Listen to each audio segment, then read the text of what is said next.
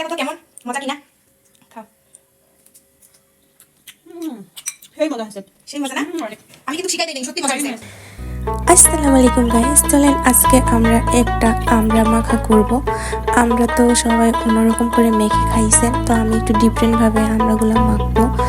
আমরা যদি টক থাকে তাহলে তোমরা এভাবে মেখে খাইতে পারো। তো প্রথমে আমড়াগুলোকে ধুয়ে এভাবে ছিলাই নিতে হবে।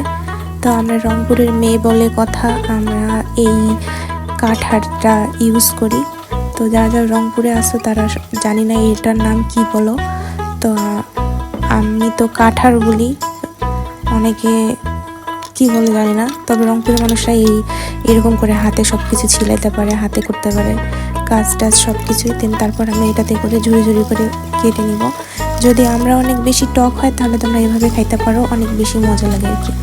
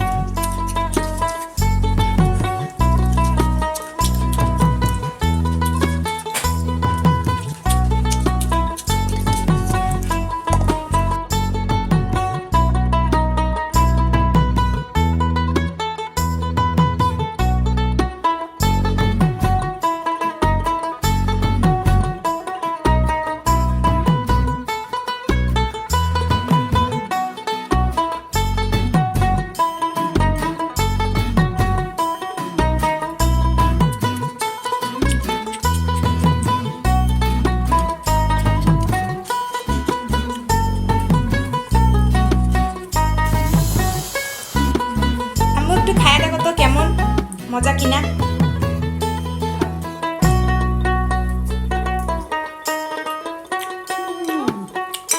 সেই মজা হয়েছে। সেই মজা না? অনেক। আমি কিন্তু শিখাই দেই নাই, সত্যি মজা হয়েছে।